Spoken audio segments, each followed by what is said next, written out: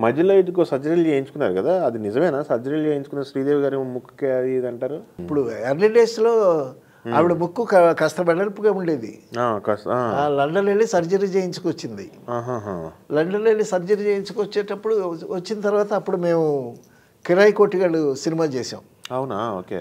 కిరాయి కొట్టిగాడు కృష్ణ గారు హీరో, ఈవిడమ్మ ఈయన రామలింగేశ్వర గారు ప్రొడ్యూసరు, కోదండరామరెడ్డి డైరెక్టర్, నేను సాగరు కో డైరెక్టర్గా చేసాం. సో ఆవిడ టచ్అప్ చేసుకుంటూ మేకప్ చేసుకుంటూ ఆ నోస్కి ప్యాన్ కేక్ ఏదో రాస్తూ ఉంది.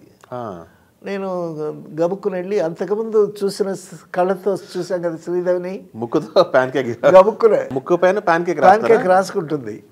నేను అన్నాను గబుక్కున, ఈ ముక్కు కన్నా పాత ముక్కే బాగుందన్న అనేసరికి సీరియస్గా చూసింది ఆవిడ.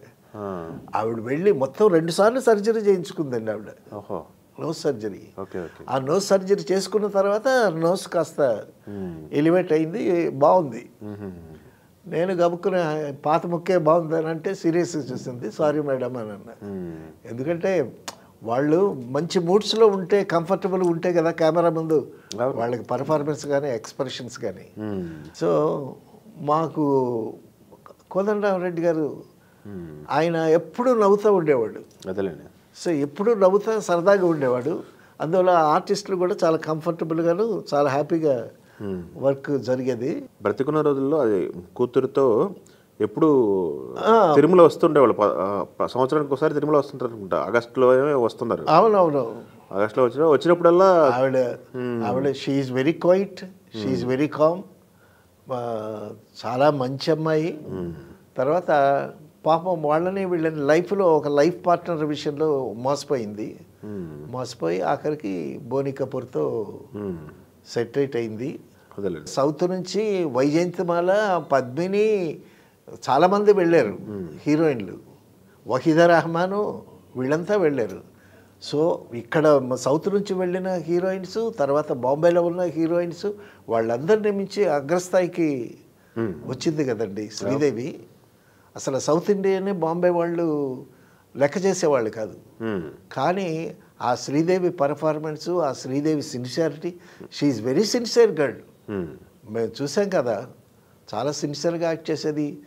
మా సీను గబుక్కున గ్రాస్ప్ చేసేది, ఏకసత్తాగ్రహంటమే అలా చేసేది. అలా హిందీ నేర్చుకున్నది, హిందీలో నేర్చుకుని హిందీలో కూడా చాలా అగ్రస్థాయికి వెళ్ళింది. బోని కపూర్ని చేసుకుంది, 2 ఆడపిల్లలు పుట్టారు.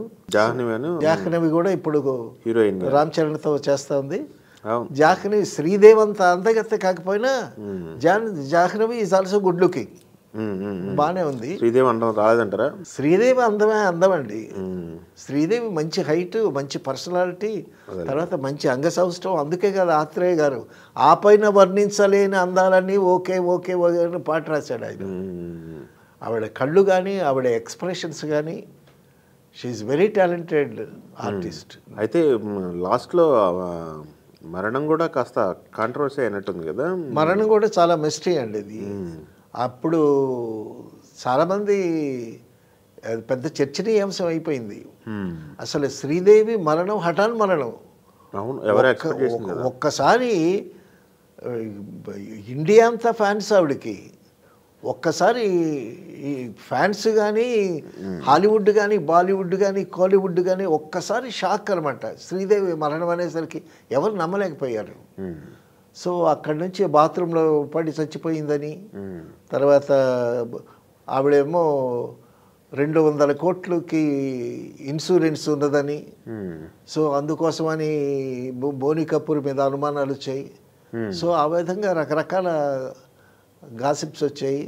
అసలు జరిగిందేమిటో చేసిన వాళ్ళకి తెలుసు, భగవంతుడికి తెలియాలి. అది మిస్టరీగా మారిపోయింది, చాలా మిస్టీరియస్ డెత్ ఆవిడది మరణం. సో తర్వాత ఆ బాడీని తీసుకొచ్చిన తర్వాత బాంబే ఆవిడని ఎంత ఘనంగా తీసుకెళ్ళారండి గ్రేవ్యార్డ్కి. సో అంత అద్భుతమైన ఫ్యూనరల్ మరొక ఆర్టిస్ట్కి జరగదేమో. ఆర్టిస్టులు, ఫ్యాన్స్, ప్రొడ్యూసర్లు, డైరెక్టర్స్ బాంబేలో, ఇక్కడ నుంచి మన సౌత్ ఇండియా నుంచి వెళ్ళినటువంటి వాళ్ళు చాలా గొప్పగా పుట్టడం కాదు, గొప్పగా చనిపోయింది ఆవిడ. ఆ ఫ్యూనరల్ మాత్రం చాలా ఘనంగా తీసుకువెళ్ళారు. సో ఆవిడ నటిస్తూ కంటతడి పెట్టించడమే కాకుండా నటిస్తూ నవ్వించింది, ఆడింది, పాడింది, ఆఖరికి కంటతడి పెట్టించి వెళ్ళిపోయినటువంటి శ్రీదేవి ఇంకా ఉంటే అసలు ఎటువంటి క్యారెక్టర్స్ చేసేదో. So it is a great loss for Indian film industry.